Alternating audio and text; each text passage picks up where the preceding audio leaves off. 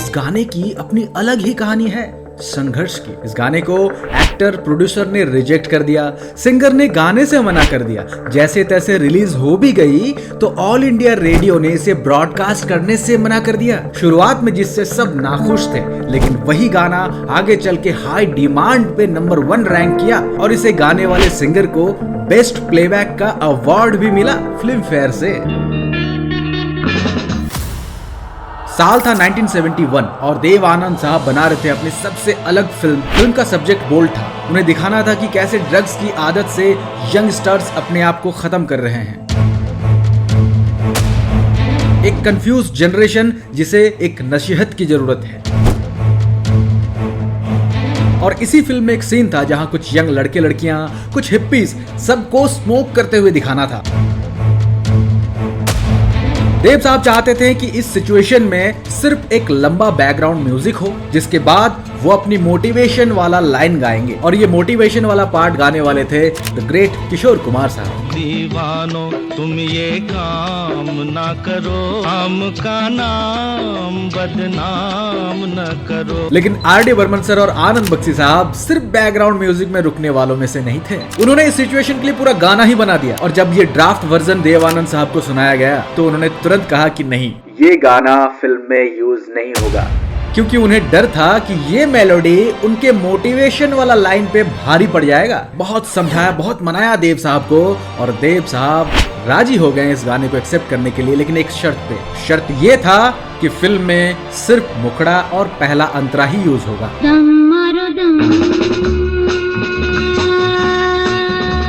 अभी तक फिल्म में गाने को एक्सेप्ट किया गया, लेकिन मुसीबत अभी खत्म नहीं हुई। According to sources, R D. Burman sir चाहते थे कि इस गाने को उषा उत्थप जी और लता मंगेशकर जी साथ मिलकर गाएं। और जब गाने का ड्राफ्ट वर्जन लता जी को सुनाया गया तो लता जी ने समझदारी से इस गाने को इनकार कर दिया। फिर ये गाना गया आशा भोसले जी के पास और आशा जी ने सिर्फ इस गाने को गाया ही नहीं, अपना बेस्ट परफॉर्मेंस में से एक देकर के इस गाने को एक एनर्जेटिक सॉन्ग बना दिया।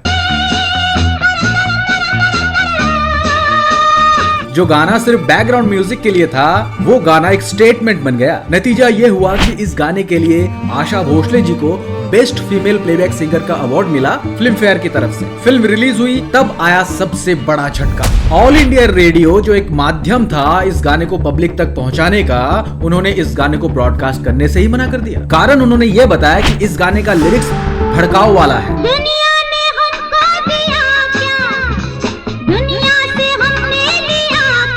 और इससे यंग लोगों पे इसका गलत असर पड़ेगा। सोचिए, जो गाना यूथ का कंफ्यूजन दिखा रहा था उसे ही डेंजरस घोषित कर दिया गया। लेकिन उस दौर के मशहूर रेडियो शो बिना का गीतमाला ने इस गाने को एक्सेप्ट किया, दिल से एक्सेप्ट किया। लिसनर्स की डिमांड इतनी ज्यादा थी कि गाना लूप पर बजने लगे और फिर जो हुआ वो हिस्ट्री बन गया। ये गाना चार्ट पर नंबर 1 रहा, नेशनल सेंसेशन बना और यूथ का कल्ट एंथम तो था ही ये गाना।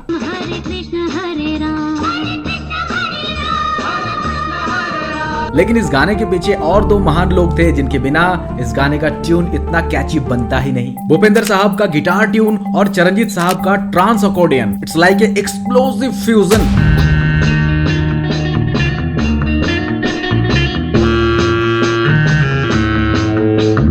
अब एक आखिरी दिलचस्प बात, 1987 में प्रसार भारती, वही ऑर्गेनाइजेशन जो AIR ऑल इंडिया रेडियो और दूरदर्शन को कंट्रोल करती है, उन्होंने युवाओं में ड्रग्स के खिलाफ एक टीवी शो बनाया। शो का नाम था सुबह। और सोचिए, इस शो के टाइटल ट्रैक के लिए उन्होंने किसे चुना? None other than R D. Burman sir को। वही अथॉरिटी जिसने कभी इस गाने को बैन कर दिया था, अब उसी गाने के कंपोजर से एक मैसेज मांग रहे थे युवाओं के लिए। सिचुएशन देख रहे हैं ना? और आर.डी. बर्मन सर ने इस ऑफर को तुरंत एक्सेप्ट किया और उन्होंने टाइटल ट्रैक अपनी ही आवाज में गाया। लेके सुबह आ गए अब हम। तो दम मारो दम अपने आप में एक स्ट्रगलिंग सॉन्ग जो कि रिजेक्ट था, कभी आगे चलकर एक कल्ट बन गया। इंटरेस्टिंग। ऐसे ही और भी इंटरेस्टिंग स्टोरीज के लिए सब्सक्राइब कीजिए यादों के पन्ने। तो इस गाने के लिए एक लाइक तो बनता है और कमेंट्स में आप बताइए आर.डी. बर्मन सर का कंपोज किया हुआ वो गाना जो आपका फेवरेट है। और हाँ, आर.डी. बर्मन सर जहां उन्होंने इतने फेम, इतना नाम, इतना हिट पर हिट दिया, 80s के टाइम पे शायद थोड़ा सा उनका कैरियर जो है अनस्टेबल हो गया था। उस पे हमने एक डिटेल वीडियो बनाया है, अगर आप चाहें तो उसे देख सकते हैं।